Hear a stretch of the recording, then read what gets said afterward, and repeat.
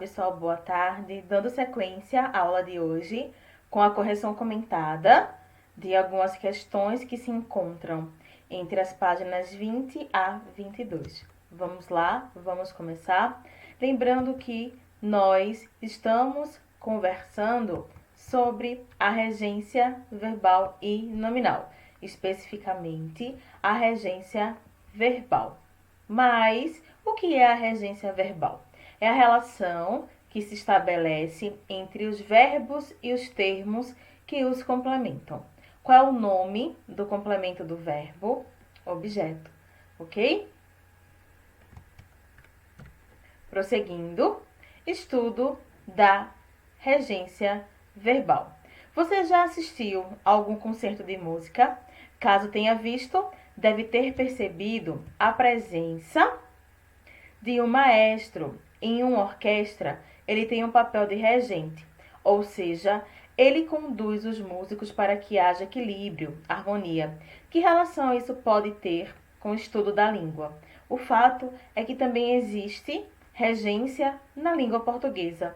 O estudo sobre regência procura analisar, em primeiro lugar, se um termo, neste caso o verbo, precisa ou não de complemento. Além disso, há outros aspectos a serem observados. Para compreendê-los, veja o esquema a seguir. Temos aqui o complemento sem preposição e o complemento com preposição. Quando o termo exige complemento para ter seu sentido completo, há duas possibilidades: complemento sem preposição e o complemento com preposição. Verificar qual é a preposição adequada, ok? Quando o objeto ele for indireto, nós temos que verificar qual é a preposição adequada. Acompanhe aqui a leitura comigo. Você estudou no 7º ano sobre a transitividade verbal e notou que os verbos significativos, aqueles que expressam ação, ok, meus amores, podem ser classificados como intransitivo, transitivo, direto e indireto e bitransitivo. A seguir, vamos ler fragmentos das narrativas analisadas nesse capítulo e observar de que forma os verbos atuam nas orações. Tendo a leitura do parágrafo com o conceito de preposição. São palavras que conectam termos numa frase, estabelecendo relações de sentido entre eles. Há algumas preposições que nós a consideramos essenciais. A, ante, após, até. Então, aquela musiquinha é a nossa dica para as preposições essenciais. Temos aqui a primeira questão. E fazê-lo porque nestas paragens que ora habito, aprendi com meu irmão Brás Cubas as artes da narrativa além tumular. Ficamos amigos, ele, eu e o senhor Quincas. Borba, o filósofo, um homem extraordinário, não tão louco como alguns pensam e escreveram. Então, aqui nós temos alguns verbos em destaque. Os verbos aprender, pensar e escrever. Os verbos pensar e escrever no contexto precisam de complemento? Não. Por que não? Porque eles têm sentido completo.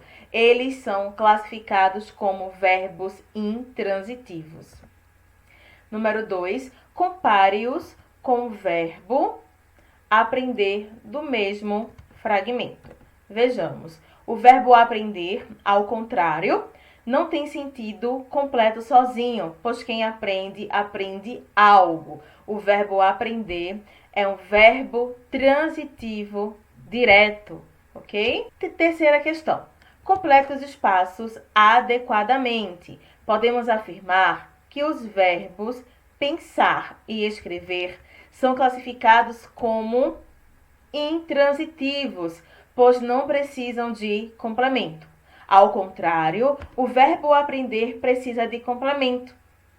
Como não existe preposição, é classificado como verbo transitivo direto e o seu complemento como objeto direto.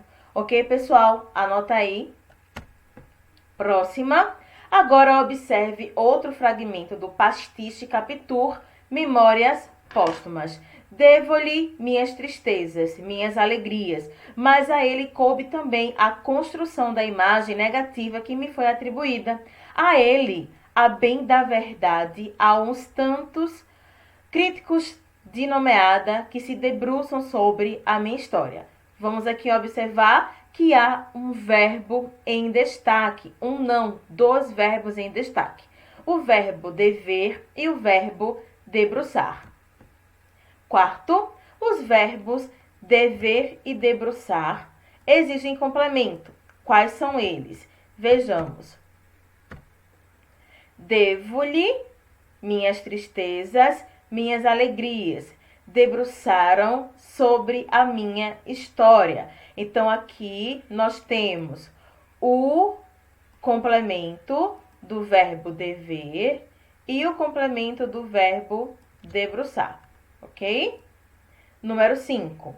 Os verbos em destaque no trecho exigem preposição para os seus complementos, a preposição sobre para o complemento de debruçar e o pronome lhe traz consigo, de forma implícita, a preposição a ou para, ok?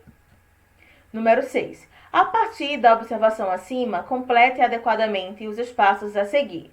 Vamos lá, pessoal. Podemos afirmar que o verbo debruçar é classificado como transitivo indireto, pois precisa de complemento. Neste caso, a expressão sobre a minha história, classificada como objeto indireto, introduzido por uma preposição sobre. Já o verbo dever precisa de dois complementos. Neste caso, lhe e minhas tristezas, minhas alegrias. Sendo assim, é classificado como bitransitivo. O objeto direto é o complemento sem preposição e o objeto indireto é o complemento com preposição. Você relembrou que há termos que necessitam de outros para que seu sentido seja completo e que, em algumas situações, é exigida a presença de preposições. Essa relação de dependência damos o nome de regência. Quando o termo regente é um verbo, trata-se de regência verbal. Os verbos que se ligam ao seu complemento sem preposição têm regência direta. Já os verbos que se ligam ao seu complemento com preposição têm regência indireta. Mais uma vez, batendo na mesma tecla, pessoal do 8º ano, objeto direto, complemento do verbo sem preposição.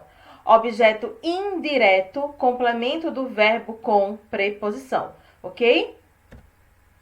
Vamos estudar agora a regência específica de alguns verbos de uso frequente em nosso cotidiano.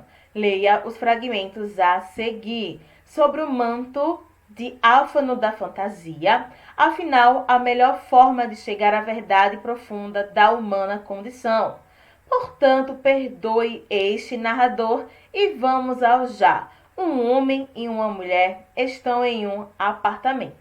Verbos chegar e ir são classificados como verbos intransitivos e geralmente vêm acompanhados de um adjunto adverbial.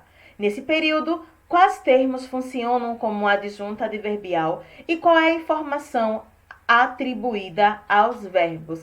Vejamos. São a verdade profunda da humana condição e ao já, que informa lugar, ok? 8º, os termos que modificam os verbos indicados na atividade anterior são introduzidos por qual preposição? A preposição a. 9ª questão. A regência de alguns verbos não é empregada na variante informal.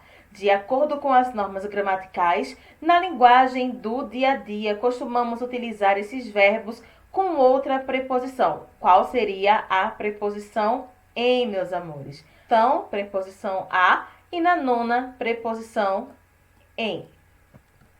Meus amores, até a próxima aula. Eu espero muito que tenham gostado, que tenham aprendido. Não deixem de ir lá no meu Instagram, informar o código da aula de hoje, ok? Para confirmarmos a presença de cada um de vocês. Ok, pessoal? Um grande beijo e até daqui a pouco. Tchau, tchau.